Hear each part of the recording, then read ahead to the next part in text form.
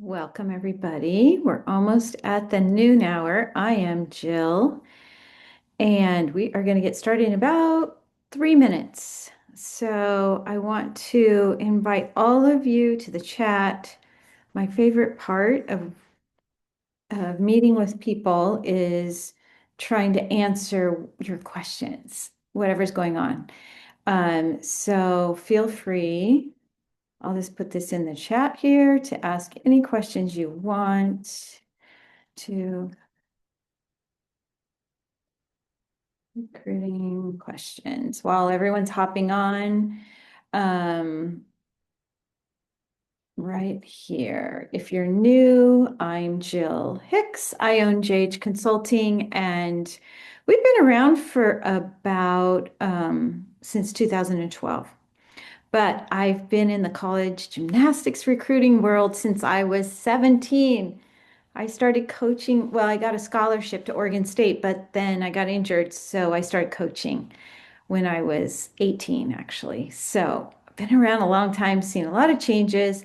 This year is probably the most torrential in regards to NCAA and changes. So if your gymnast is in the recruiting process right now, meaning talking to coaches, going on visits, trying to figure out what to do, maybe not getting recruited very quickly, you are not alone. It's crazy. And with all the changes, it's making it tougher than I've ever seen before.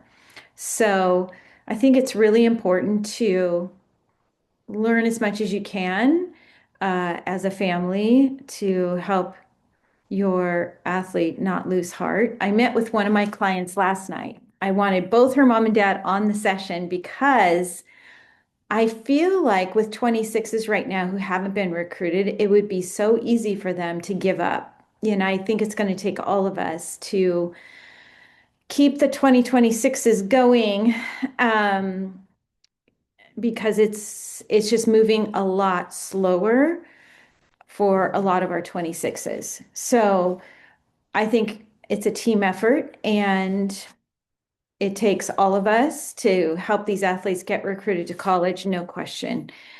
So if that's your experience, just know that you are normal, and that even the college coaches are telling me they're not sure what recruiting is going to look like between now and next May, and then especially in the next 2 years, it's definitely evolving and changing. All right, so um, like I said, feel free if you're just hopping on, you can type in questions that you might have, either based on my topic or maybe just questions that you have in general about recruiting. Feel free. I recognize some of you here. It's really nice to see some of my own clients even hopping on here. And some of my advisors are here. Hi, Luann, and let's see if I can see any other of our advisors on here. Let's see. Wow, just too many to figure out, but glad you guys are here. I hope you'll find that today is super helpful. So to begin with, let me grab all my notes here really quick. Um, our topic today is kind of an interesting one. I think it's really important, but it's basically my goal today is to help you understand a blueprint for attracting attention and securing offers. All right, so that's the topic. But before we begin, I thought it would be really fun to encourage all of you, especially those of you who are JH families. I wanted to give a shout out to all the JH girls that have committed this past month.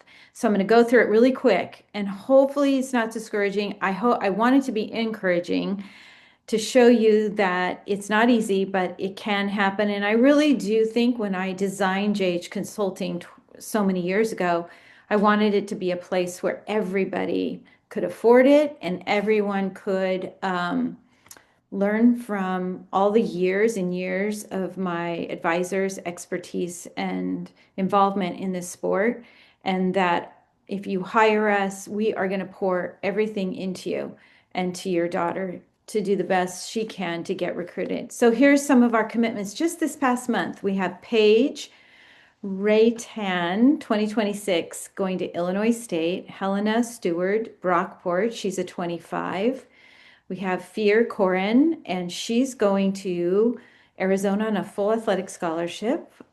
She's a 27. Mackenzie Bowen is going to Fairmont State for acrobatics and tumbling. She's a 26. Lola Reichard, she's a 27. She's going to GW on a full scholarship. Joey Sandler is a 26, going to Whitewater. Katie Colburn, 26, going to Penn. Reese Sams, she's going to SEMO. Addie Scarrett, 26, going to Gustavus. Hannah Grant, Cornell, she's a 26. Reagan Nowak, Alabama on a full scholarship, 27. Emily Bassett, full scholarship, Ball State. Natalie Burns, Nebraska, 26. And Finley Arbolino, 26, going on a full scholarship to Texas Women's. One of the reasons I like to share that is because I like people to know we're helping athletes of all Division 1, 2, 3, and acrobatics and tumbling, and even other athletes of other sports. But a lot of people call and say to me on the phone, I don't know if my daughter's good enough for your services. And I just want to laugh because that is not what JH Consulting is all about. We are about giving every single person out there that wants help in the recruiting process everything that they can to understand through education and research. So don't ever feel like your athlete isn't good enough or that we wouldn't want to work with her. As you can see by the list I just read off, some are going Division 1, big schools, some are going to D3, small schools, or even acrobatics and tumbling. So there you go. Hopefully a little encouragement to all of you. All right, let's start with the topic today, blueprint for attracting attention and for securing offers. I'm going to start with attracting attention. So these are really some items that you might say, oh, I already know those. They're going to be very basic, but I call them like a foundational baseline. Every athlete in gymnastics, even some acrobatics and tumbling, this will apply, but everybody in gymnastics, these items will apply. They must meet some basic foundational pieces in order to attract attention. All right, so it's not just about like having a big platform on Instagram or competing really strong as a level 7 or a level 8. It's not how many followers you have. You'll see what I feel is important for a blueprint for attracting attention are a variety of items. Okay, here we go. Number 1 is to develop level 10 skills and perform them well. Okay, you might say, well, duh, it's obvious, and it is kind of obvious. But I think what I want to add to that is clean level 10 skills, master your level 10 skills, and maintain consistent high scores and in competition, and you will stand out. If you're clean, even if you're clean, but you don't have the big start values yet, college coaches will notice you. Okay, so that's a great way to attract attention. So get to level 10 and master what you can do really well. And I want to encourage you as a parent, because I know if you weren't an athlete yourself and you just think, oh, they'll get to level 10 and they'll get recruited. It just doesn't work like that, okay? College gymnastics typically is all about being perfect, which is sad because we're based on a 10, ability to score a 10. So college gymnastics is even more precise at being clean. So when you're talking to your athlete, it's really important, your daughter, about telling her it is not about big skills that we want to see as parents. We want to see you do what you do, stay in your lane, and be really clean, okay? All the way from level 7 to level 10. If they can't be clean and they're jumping up to the next level because they want to get to level 10 so they have a shot at recruiting, I understand that emotionally, but it's not going to work. You have to do the basics and do them a lot and do them well before you move to the next level if you're going to be successful in the recruiting process. Okay. Number two, load videos of those skills. Sounds easy, doesn't it? But guess what? There's a lot of girls that struggle with loading videos. I've talked about this over and over again. So it's a process for the girls. Here at JH Consulting, we work really hard at giving them a much bigger perspective of why they're loading videos and encouraging them to load videos they would have never thought before. Things like that can make, a big impact. So a lot of girls think, oh, I just want to wait till I can load my perfect video or a highlight video. And I would venture to say that I would encourage the opposite of that. So I would say load, at level 9, you should be loading your very cleanest routines. And then when you get to level 10, there's way more that we talk about at JH Consulting of what they should be loading, but they have to load videos. And it's not just, skills or meets, it's also working out and showing who they are as a person. It's a big part of recruiting. So, okay, Instagram, let's go to number 3. You must build an online presence, but I'm not saying you have to have a bunch of followers. I'm saying your Instagram must look like a business resume to the college coach. That's what is important. And at JH Consulting, we really help them understand the basics and then how to get really creative to grab the attention of the college coaches. I'll never forget one of my athletes who was not getting a lot of attention. She didn't have super high scores, but she was pretty awesome across the board, all 4 events, but nothing really stood out. And then she got injured, and then she came back, and she wanted to be a fire woman. And so I encouraged her to do a lot of posts about that when she was injured, why she wanted to go into that field, where was she volunteering, put those pictures up. And the actual school that recruited her said it was because of those videos, not gymnastics only, but really those videos about who she was, drew them to her and encouraged them to reach out to her, make a phone call, and then they offered her scholarship. So it's a big deal. There's that the kids do not realize, and we have like these PDFs that are really fun that encourage them to do uh, creative things on Instagram, and it's working. It's working well because you have to remember, college coaches are people too. They get tired of watching gymnastics over and over on Instagram. So when they see something unique, it really can grab their attention or attract attention. Research target programs. Okay. One of the problems I see quite often is most families, when they start with us, they haven't done any research. They're only basing their desires off of emotion. And because we're lucky enough now to have so much gymnastics on TV, college meets, it's really easy for families to get caught up in that and want that for their athlete, but their athlete might not ever go to a college where it's going to be on TV. So we don't discourage that. We want them to have some schools like that because they're going to develop, and we don't know where the end result's going to be.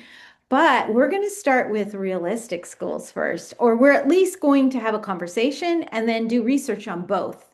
We don't want to discourage them. That's not what I'm saying. But I think the problem I see quite often is they're identifying with schools that are either done with recruiting or are going to recruit elites or the very highest of level 10s first.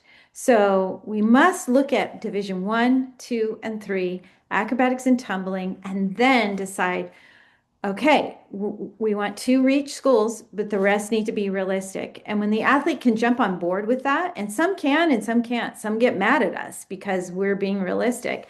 But our goal is to get them recruited. We don't have the emotional piece as the advisor. We have more, okay, we only have so much time. We only have so many schools, and we want you to have an opportunity at this, okay? And we're looking at many things. We're looking at academics, we're looking at of course, gymnastics, we're looking at location, we're looking at money. Does the athlete need money? At first it can be tricky, and what I find is most families are really thankful after that first session because they just really had no idea which schools they should even be, going to camps and targeting for their daughter's future. So researching and targeting the right programs.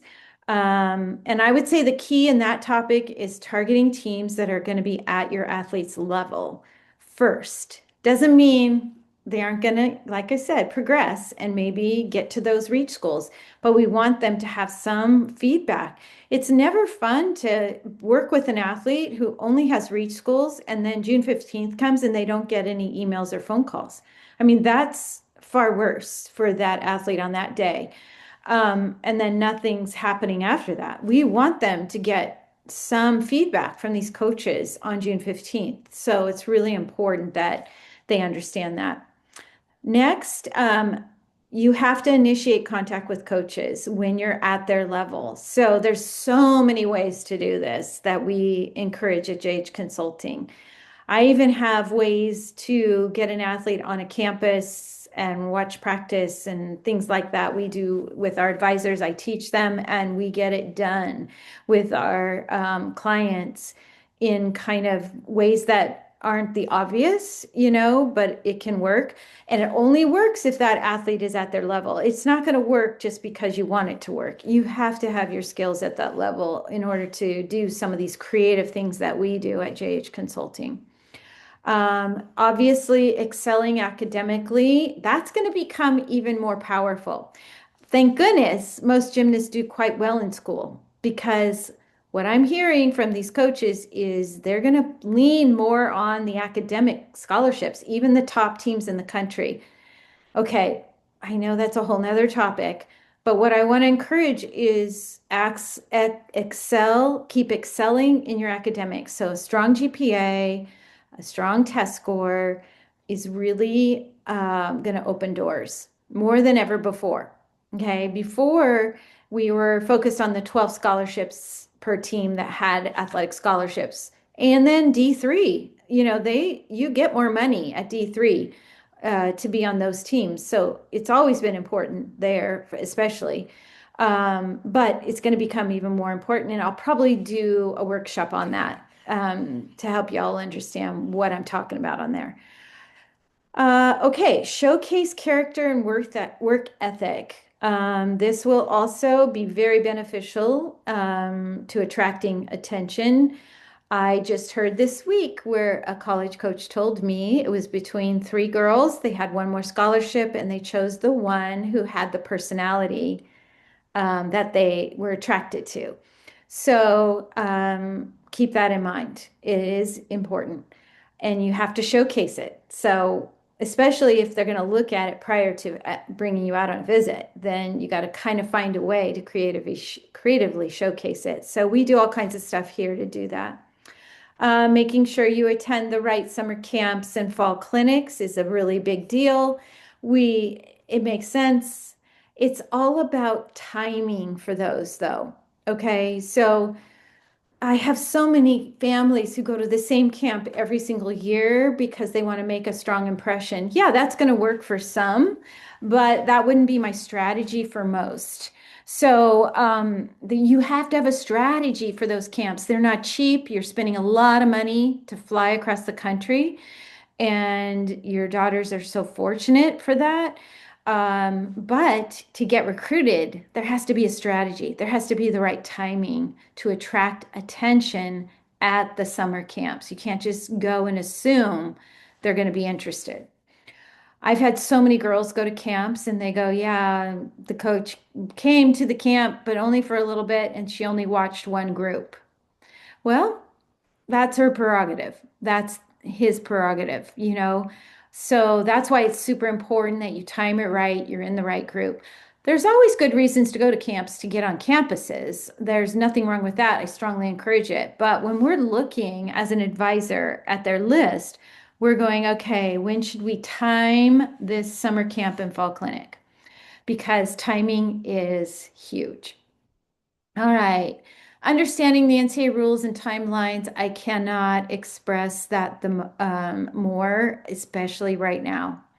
We are in a quite a time where the NCAA rules are shifting and sports are shifting, and it's all due to that lawsuit. And the Olympic sports in particular are shifting, and I can't even keep up. And I know a lot, and I'm connected to a lot of coaches, and I'm scrambling every day to connect with college coaches to know exactly what's going on, what it's going to look like, and what they're looking for now, and how their recruiting has changed. So you can imagine what it's like for you guys who don't have those connections, can't talk to college coaches, or you're only hearing maybe from a friend in the gym or what their experience was like. And I'm telling you, as an advisor of more than 35 years or a recruiter, it's a big deal to even keep up with what's going on. I think I mentioned I had some college coaches over to my home a couple weeks ago, and we talked for 3.5 to 4 hours, and we didn't even scratch the surface. And I'm not exaggerating. Then they said every time they go to a meeting, something's changed. So hang in there. And we are committed at JH Consulting to find out everything we can to benefit our clients and these workshops and different things like that, because it's not easy for y'all. Leverage, I almost think this one is our most powerful weapon at JH Consulting, and that's our connections. I mentioned that a minute ago. I love how college coaches respect our company, and we're very mindful of what we say, how we encourage all the schools to be looked at. Um, we we do our very best to give what information we're allowed to about what's happening out there. And then when the timing's right, sometimes we have to use those connections to get things rolling. It's not our first go-to. Our first go-to is building the athlete's ability to do her own recruiting, because we know the college coaches need to see that first. It's a red flag if they're not. So there you go. All right. So the items I just highlighted are all very important, but what if your daughter is an average level 10, a late bloomer level 10, a shy level 10, a perfectionistic level 10? Maybe she's never qualified to nationals. Maybe she's had to change gyms a lot, or she's from a really small gym, or she's had lots of injuries. Most of our clients are just like that. Okay, we do have those elites. I'm not, you see it when I post them or we post them. We do have those high level 10s that are getting scholarships at some of the top schools, but that's only 10%. The rest are just like what I just described. The bulk of our clients, in fact, have all of those issues that I just came up with. So we have to think outside the box. We have to be more creative. We have to use all our connections, and we have to build the athlete's confidence. We have to help them understand their deficiencies so that, because every recruit has them, and capitalize on their strengths. It's how you write the emails. It's how you show up to the camps. It's knowing how many more emails you should be sending. Basically, above the items above are a blueprint, but it only will work to a point, and that's when the real work begins here at JH Consulting. So parents often call saying, I tried to help my daughter. We sent out all the emails to all the teams, and we didn't get any responses. And then they hire us and they say, I think we need to start over. And we're okay with that. And we get it, but if that's you and, you're struggling through sloshing through this whole process. You're not alone. It's hard. I get it. Unless you are constantly connected to the recruiting process, it's hard to keep up. Rule changes, coaching changes, recruiting style changes. Bottom line is you must understand recruiting. You must encourage your daughter to be the best that she can be and to stay in her lane and then have realistic expectations. This will attract attention because it will attract the college coaches at her level. So, how do you secure offers? The second part of my topic today. Again, by doing all those items above, college coaches want to get to know the gymnast. So their personality often becomes that last hitch in the offer. I can tell you time and again, it's a big deal. So, doing a great job as a recruit on phone calls and visits and camps, one-on-one, getting your personality out there, and doing research, knowing the program, not just showing up, but really knowing the program. We work super hard at that here at JH Consulting. We do research together, we talk about programs, we talk about questions to ask. So then when they do show up, either on a visit or at a camp, the coaches are like, we always know when it's a JH girl. She's done her homework, you know. Then you have to negotiate well, and you have to know what you can ask, and you have to know the timing of when to ask it. So, one recruit I heard from a college asked about rev share way before she should have. It was a real red flag to a college coach. One recruit was given a timeline to decide, and she told the coach, I'm not ready, and she lost a couple opportunities. One recruit said she wanted to wait until late September to go on her visits, and I had to tell her that's never going to work because they'll be done with many of the schools by the time you start going on your visits late September. You got to start early. Things like that. Easy for us at JH Consulting, hard for sometimes the girls to understand. They've never done this before. Basically, you need to know what you are doing so that you don't cut yourself short. You secure offers when you know what you are up against. I'm not talking about those blue chip recruits. Those girls, it's completely a different program in recruiting that we take. I'm talking about the average level 10 who wants to do college gymnastics, who had dreams of being a college gymnast.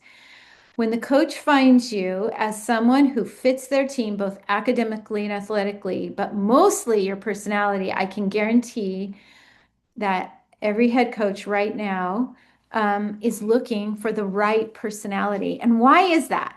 Okay, I was a college coach for 20 years. I can almost guarantee you every college coach right now can tell you one or two people on their team that are not unifying the team. It could be what they do on the weekend. It could be coming late to practice. It could be they don't really want to go to school, so their grades are dropping. It could be whispers. It could be drama. It could be attitude. Um, it could be so many things. And so the coaches, when it comes down to, well, okay, we like these five, six girls, then they're going to go to often not just their skills, but skills open the door. It's going to be their personality. So we work really hard. I mean, one of my favorite sessions with our clients is when we ask them about 20 questions they have to answer without looking at their notes. And they're so nervous for it. They've never done anything like it. But afterwards, you can just see them sit a little straighter and have more confidence. And they know now how to represent themselves, you know, on phone calls or on those visits. So recruiting is not easy.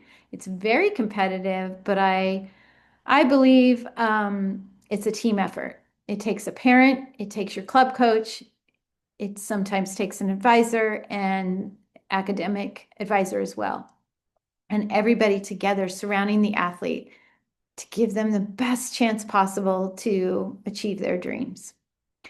All right, so that's all I have. That was a full 30 minutes. We've got some questions over here, which I love. My daughter is timid about being pushy. Yes, that's a big one. Is it tactful to reach out to the coach and ask to see their gyms, lifting, rehab facilities when you participate in a general campus tour? Well, there's rules. There's NCAA rules. You can only be where the public can be, depending on the graduation year.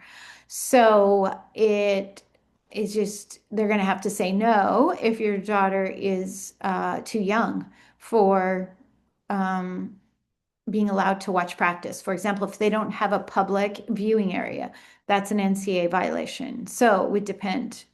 Where can we find a list of camps or fall clinics? There's no list. On our website, we actually have a lot of camps that happened this summer. We haven't done the fall clinics as much, but I don't know of a one place where all those are. So you basically have to go to follow each. I would recommend following them on Instagram and then they post it. We post it, if you follow me, we try to post as many as we can as well, or one of my advisors. Also, what are your thoughts about athletes taking a gap year, especially with the current changes? It can be a great decision, but it also isn't going to make it easier. Let's put it that way. Um, because gymnastics is a tough sport physically, it's harder on the girls when they add a year to their gymnastics lifespan for injury reasons, but also just it's a hard sport. So I don't always recommend it, but in some cases it can be a really good decision. And you have to be aware of all the NCAA rules so that keeps her eligibility. That's a big one. If a gymnast does not hear back from a college coach, should she send a follow-up email? And if so, how soon after the original email?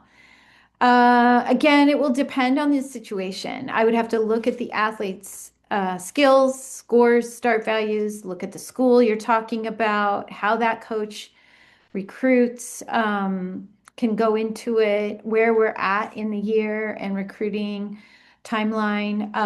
There's a lot that we look at, so I would hesitate to give an answer, but usually follow-up emails are fine.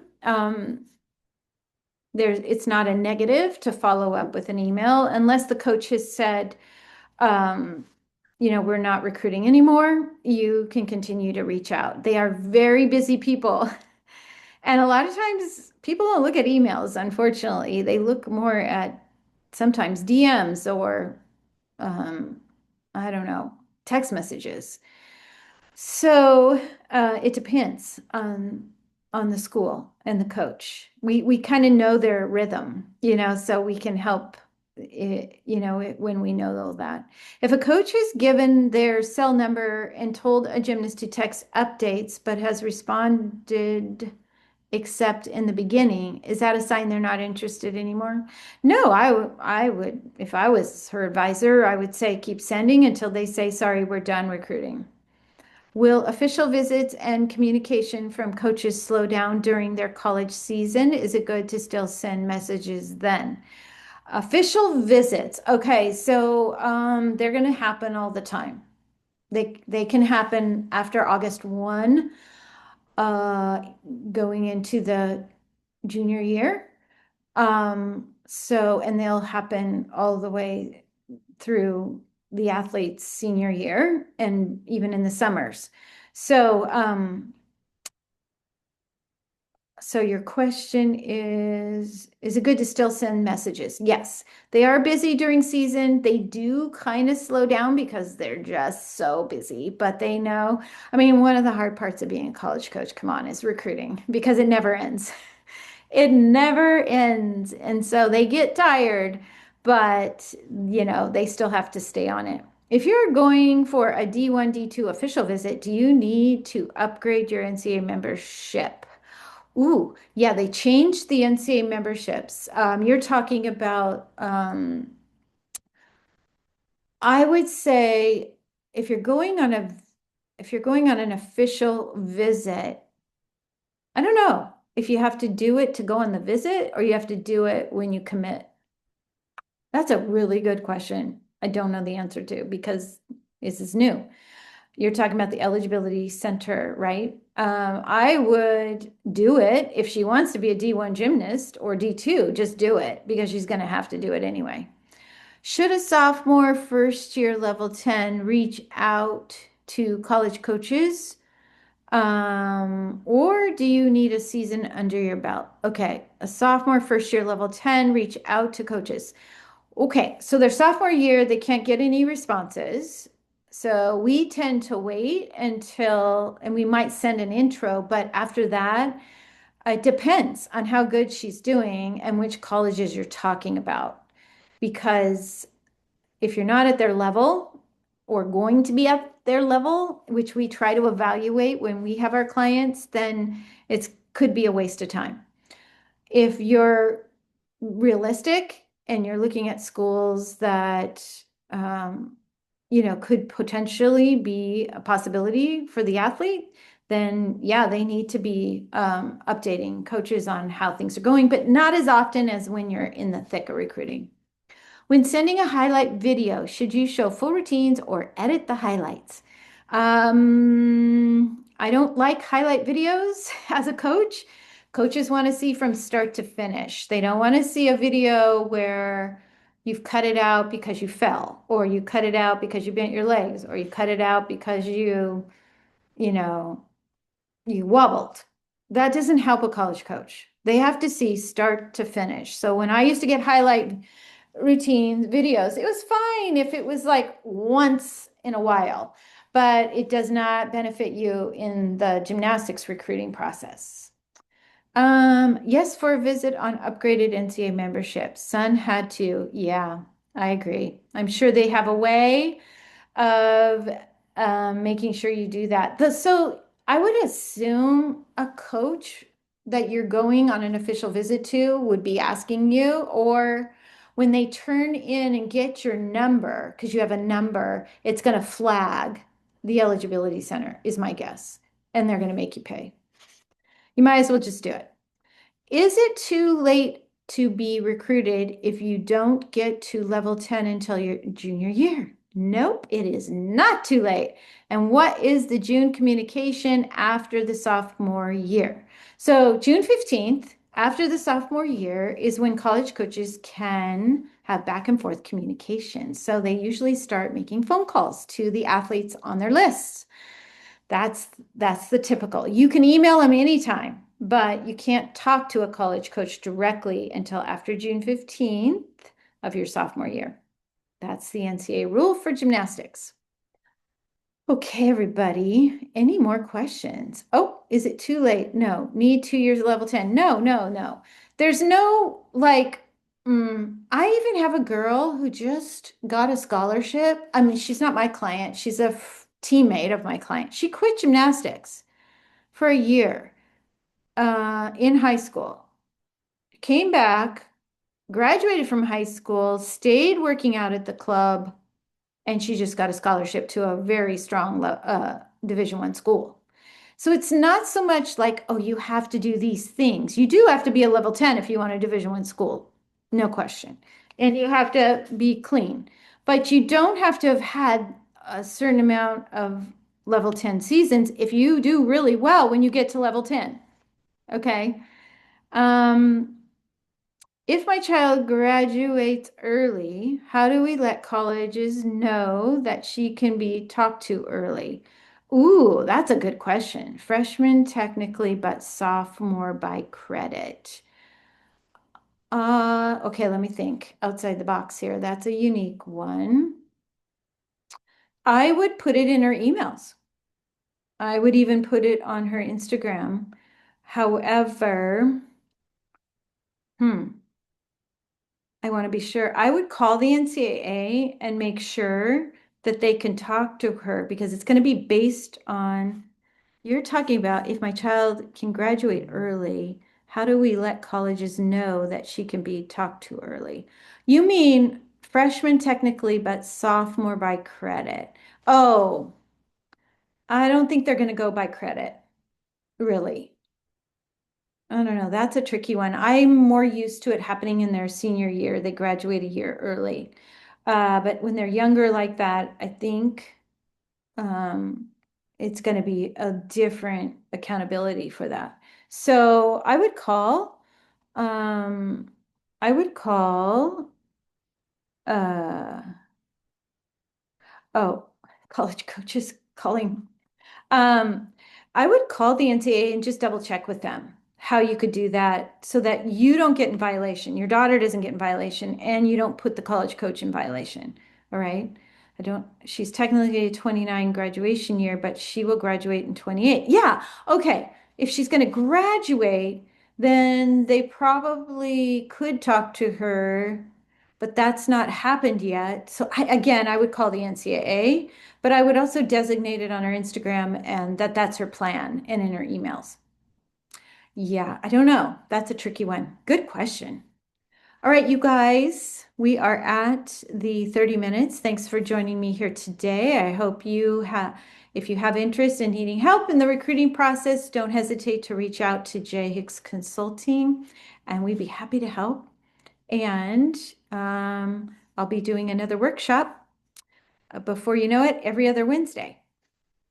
All right, take care. Have a great rest of your day.